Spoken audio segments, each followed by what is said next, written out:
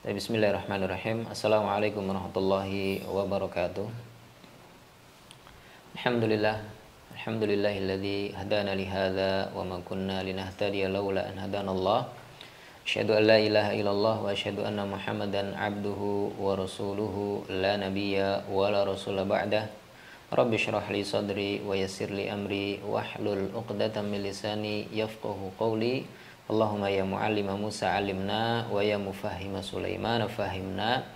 Allahumma alimna ma yanfa'una wanfa'na bima 'allamtana wa zidna ilman wa fahman ya karim. Baik Bapak dan Ummahat rahimani wa rahimakumullah. Mudah-mudahan selalu dirahmati Allah Subhanahu wa taala.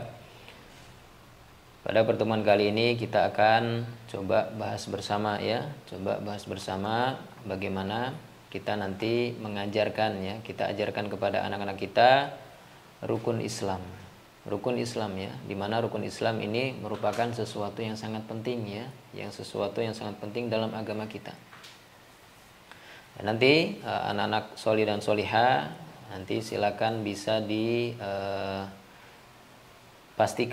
bahwasanya mereka sudah hafal rukun Islam ini karena rukun Islam ini dan insya Allah semuanya sudah hafal dan ini sangat mudah Rukun Islam ada di sana syahadat, kemudian sholat zakat, puasa dan haji.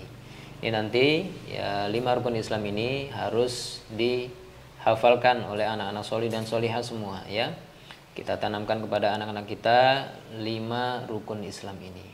Dan pada kesempatan kali ini kita akan bahas bersama nanti bagaimana mengajarkan kepada anak-anak kita tentang rukun Islam yang pertama, yaitu syahadat nanti kita ambil sedikit juga tentang bersuci sebelum masuk ke rukun Islam yang kedua, yaitu sholat.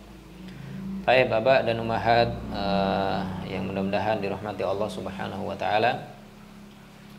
Dalam agama kita agama Islam itu ada 5 rukun Islam yang harus dilaksanakan oleh kaum muslimin, dimana ketika seseorang atau seorang muslim ingin dikatakan Islamnya sempurna bisa kita lihat dari 5 hal ini, dari rukun Islam ini.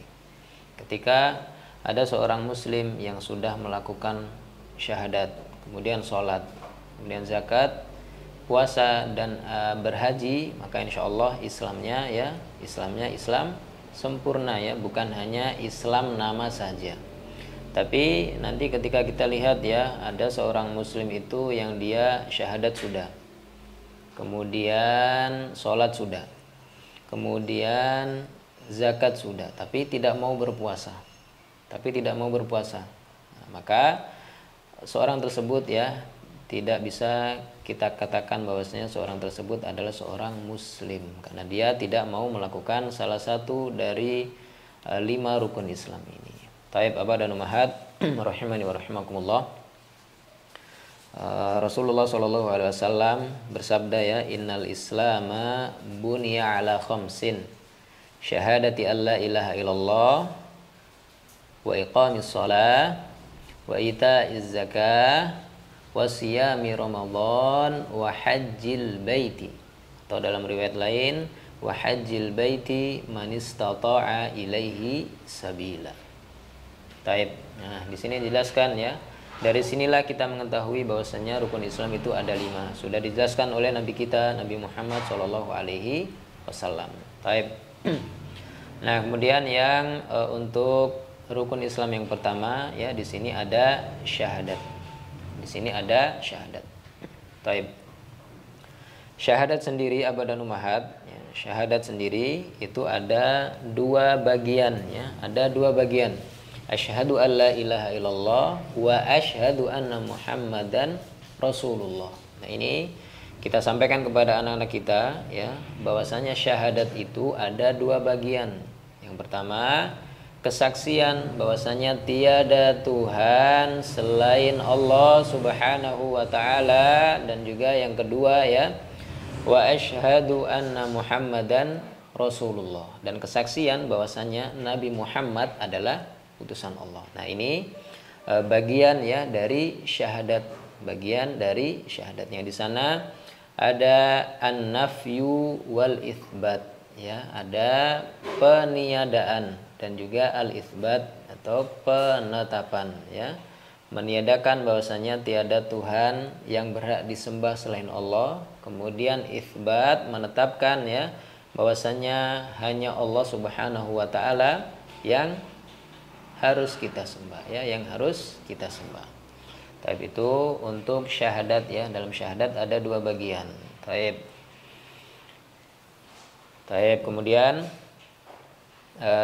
untuk syahadat kesaksian bahwasanya Nabi Muhammad SAW adalah Rasulullah atau utusan Allah ya. Di sini kita bersaksi bahwasanya Nabi Muhammad itu adalah memang utusan Allah, memang makhluk yang Allah pilih ya untuk Allah Subhanahu wa taala utus ke semua manusia. Akan tetapi meskipun Nabi Muhammad SAW ya ini merupakan Rasulullah atau utusan Allah, bukan berarti kita boleh menyembah Rasulullah Shallallahu Alaihi Wasallam. Tetap yang kita sembah hanyalah Allah Subhanahu Wa Taala ya, dan Rasulullah Shallallahu Alaihi Wasallam hanya makhluk biasa, hanya makhluk biasa seperti kita yang memang Allah Subhanahu Wa Taala pilih ya untuk diutus. Taib itu untuk syahadat ya, itu untuk syahadat. Kemudian abad dan ummahat rahimani wa rahimakumullah. Sebelum masuk ke rukun Islam yang kedua, di sana ada bersuci ya. Dalam agama kita sudah dijelaskan ya bahwasanya ketika sebelum kita melakukan ibadah, khususnya ibadah sholat ya, kita dianjurkan untuk bersuci terlebih dahulu. Kita diperintahkan untuk bersuci terlebih dahulu. Nah, kita ajarkan kepada anak-anak kita nanti bahwasanya dalam bersuci ya, dalam Islam itu ada dua macam. Yang pertama ada berwudu, kemudian dan tayamum. Berwudu dan tayamum.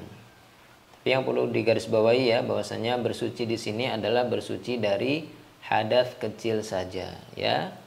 Jadi bersuci dari hadas kecil saja, kita bisa bersuci dengan berwudu atau bertayamum. Kita akan ambil dulu terlebih dahulu ya untuk wudu. Bagaimana nanti kita akan ambil apa itu wudu ya. Kemudian bagaimana tata cara wudu yang diajarkan oleh Rasulullah Shallallahu Alaihi Wasallam. Kemudian nanti kita juga akan bahas bersama apa itu tayamum ya, apa itu tayamum. Kemudian bagaimana tata cara tayamum yang sudah diajarkan oleh Rasulullah Shallallahu Alaihi Wasallam. Kita ambil yang pertama untuk wudu ya, untuk wudu. Sebagaimana kita ketahui ya, bahwasannya wudu ya itu kita lakukan sebelum kita melakukan sholat ya, kita sebelum kita melakukan sholat. Dan wudu ini ya, wudu ini perlu kita sampaikan kepada anak-anak kita bahwasannya wudu itu merupakan syarat sahnya sholat. Jadi ketika anak-anak kita misalnya mereka sudah melakukan sholat, akan tetapi sebelum sholat mereka tidak berwudu, maka kita beritahukan kepada anak-anak kita bahwasanya sholatnya tidak sah ya, sholatnya tidak sah. Karena memang berwudu itu merupakan syarat sahnya sholat. Taib. Nah, untuk berwudu sendiri ya, berwudu sendiri ini biasa dilakukan oleh kaum muslimin menggunakan air yang suci, air yang suci. Dalam Al-Qur'an disebutkan ya ayyuhalladzina amanu idza qumtum ilas sholati faghsilu wujuhakum wa aydiyakum ilal ayah ya, sampai seterusnya ya. Wahai orang-orang yang beriman, idza qumtum ilas sholat, jika kalian hendak melakukan sholat, faghsilu wujuhakum, maka cucilah atau bersihkanlah wujuhakum ya. Di sini perintah untuk berwudu, perintah untuk berwudu. Taib. Nah, untuk tata cara bagaimana wudu yang diajarkan oleh Rasulullah SAW ya, Ini sesuatu yang penting ya. Jadi tolong abah dan umahat nanti bisa dipastikan ya, bisa diyakinkan lagi kepada anak-anak kita ya, bahwasanya kita berwudu itu tidak boleh sembarangan ya, tidak boleh semau kita. Ya, kita beritahukan kepada anak-anak kita bahwasanya berwudu itu ada tata caranya. Berwudu itu ada tata caranya. Taib ya, untuk yang ya kita sampaikan kepada anak-anak kita bahwasanya ketika kita mau berwudu ya, kita harus berniat karena Allah Subhanahu wa taala. Karena ini merupakan hal yang penting ya. Bisa jadi ketika seseorang itu dia berwudu tapi tidak ada niatan karena Allah Subhanahu wa taala, maka bisa jadi amalan wudu dia tidak dihitung atau tidak diberikan pahala oleh Allah Subhanahu wa taala. Nah, inilah pentingnya niat dalam melakukan ibadah, termasuk kita berwudu. Kemudian setelah berniat ya,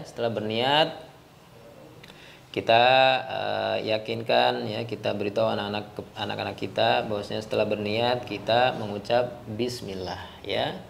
Mengucap basmalah atau bismillah. Baik. Nah, setelah melafadzkan atau membaca basmalah, setelah itu kita basuh kedua telapak tangan ya. Kedua telapak tangan kita basuh ya sebanyak 3 kali ya, atau mungkin sebanyak 1 kali juga cukup insyaallah ya. Kemudian yang terpenting dari itu tidak hanya sekedar membasuh saja, misalnya ada air kemudian kita basuh seperti ini, tidak ya. Kita harus pastikan ya, anak-anak kita ketika membasuh kedua telapak tangan juga menyela-nyela. Nah, ini namanya menyela-nyela. Nah, kita pastikan anak-anak kita ketika berwudu mereka mau menyela-nyela ya, bukan hanya mencuci atau membasuh telapak tangan seperti ini tanpa menyela-nyela. Nah, kemudian setelah mencuci tangan ya atau membasuh kedua telapak tangan dengan menyela-nyela tadi ya, kita berkumur-kumur. Kita ajarkan kepada anak-anak kita untuk berkumur-kumur ya, kemudian menghirup air ke hidung, atau dalam bahasa Arabnya itu istinsyak ya, menghirup air ke dalam hidung. Kemudian setelah itu kita mengeluarkannya, istinthar. Kalau istilah dalam bahasa Arabnya istinthar. Ya, itu pun ya dilakukan sebanyak 3 kali atau cukup sekali ya. Taib. Kemudian setelah membasuh ya, setelah berkumur-kumur kemudian masukkan air ke dalam hidung, mengeluarkannya, kita basuh muka kita ya, kita basuh muka kita sambil menyela-nyela jenggot bagi yang sudah ada jenggot ya untuk laki-laki. Kemudian setelah itu kita pastikan ya anak-anak solih dan solihah, anak-anak kita ya setelah membasuh wajah tadi kemudian menyela-nyela jenggot bagi yang laki-laki, kemudian membasuh kedua tangan ya sampai siku. Nah, ini yang perlu catatan ya, sampai siku. Batas minimal sampai siku ya, tidak boleh kurang dari siku. Batas minimal adalah sampai siku ya, ilal marafiq kata Allah Subhanahu wa taala. Baik, kemudian setelah yang bagian kanan selesai ya sampai siku, kemudian bagian kiri. Nah, setelah itu, setelah kita membersihkan tangan kita sampai siku tadi ya, kemudian kita mengusap seluruh kepala kita. Seluruh kepala kita usap ya, dari depan kita arahkan ke belakang. Kemudian dari belakang kita balikan lagi ya. Kemudian nah, setelah itu ini poin yang penting ya, yang perlu diperhatikan abah dan ummahat, yang harus diajarkan kepada anak-anak kita. Bahwasanya ketika membersihkan telinga, nah ini ya, banyak yang masih salah ketika ada yang membersihkan telinga dia hanya gini saja.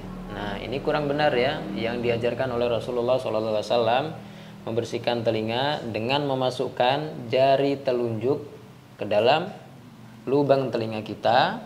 Nah, kemudian setelah itu ya, jari jempol kita itu membersihkan bagian belakang telinga kita. Bagian belakang telinga kita. Nah, itu ya, Abah dan Ummahat silakan diperhatikan anak-anak kita ya, wudunya selama ini khususnya ketika membersihkan telinga apakah sudah benar atau belum. Jadi yang ketika belum benar silakan dikoreksi, silakan dibenarkan dari sekarang. Taib. Nah, kemudian setelah mengusap seluruh kepala dan membersihkan telinga, ya, kemudian kita basuh kedua kaki kita. Kita basuh kedua kaki kita sampai mata kaki, ya, sampai mata kaki.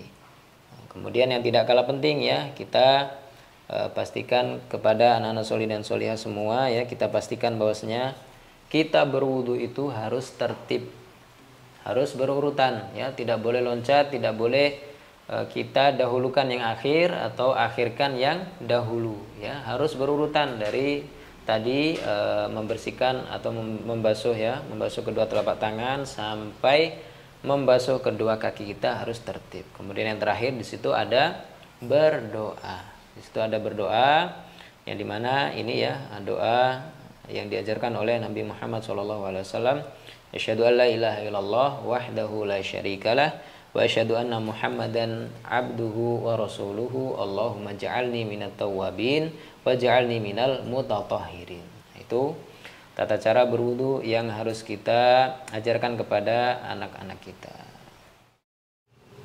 Taib. Kemudian untuk bersuci yang kedua, ya, bersuci yang kedua di situ ada tayamum, ya. Tapi yang perlu digarisbawahi abad dan ummahat, ya, kita beritahukan kepada anak-anak kita bahwasanya bertayamum itu kita tidak boleh bertayamum semau kita, ya. Bertayamum itu hanya sebagai pengganti saja ketika, ya, sebagai pengganti berwudu ketika yang pertama tidak ada air, kita tidak mendapatkan air, maka kita bertayamum.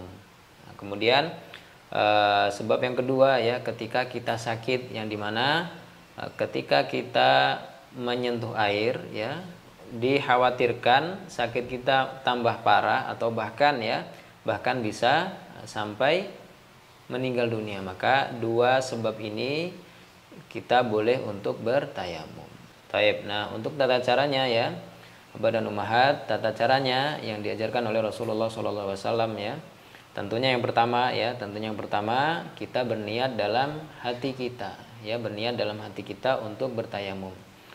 Kemudian debu yang bisa dipakai untuk bertayamum, ya, itu semua debu yang sekiranya bersih, ya, tidak ada kotoran, tidak ada najis di sana. Misalnya seperti meja ini, ya, kita tepukkan kedua telapak tangan ke meja ini, karena kita lihat, ya, secara zahir ini adalah debu yang bersih, ya, tidak bercampur dengan najis, ya, tidak bercampur dengan najis. Tata cara yang pertama kita berniat terlebih dahulu. Kemudian setelah itu membaca basmalah, ya, membaca basmalah. Setelah membaca basmalah, kita tepukkan kedua telapak tangan kita. Kedua telapak tangan kita tepukkan ke meja atau ke dinding, ya, atau ke tempat-tempat yang lain yang bersih, ya, yang dimana ada debu bersih yang menempel di sana. Kemudian setelah kita tepukkan, ya, kita usapkan debu yang menempel di kedua telapak tangan kita ke wajah kita, ya. Kita usapkan ke wajah kita, ya, dengan kedua telapak tangan yang ada debunya tadi. Nah, kemudian setelah mengusap wajah kita, ya, kita usap, ya, punggung, ya, kita usap punggung telapak tangan kita, ya, sebelah sini, ya. Kita mulai dari kanan terlebih dahulu. Kita usap seperti ini. Nah, setelah ini selesai, ya, kita ganti yang tangan sebelah kiri. Kita usap punggungnya, ya, kita usap punggungnya. Nah, seperti ini. Nah, setelah itu selesai, ya. Itu untuk tata cara tayamum, ya, yang diajarkan oleh Nabi kita Nabi Muhammad SAW. Taib, ya. Nah, kira cukup, ya, untuk tayamum. Jadi perlu diperhatikan tadi ada sebab yang membolehkan kita tayamum. Tayamum sebagai pengganti saja, ya, tidak boleh kita jadikan tayamum sebagai bersuci yang utama. Taib. Akhirnya sallallahu ala nabiyina Muhammad wa ala alihi washabihi ajma'in. Assalamualaikum warahmatullahi wabarakatuh.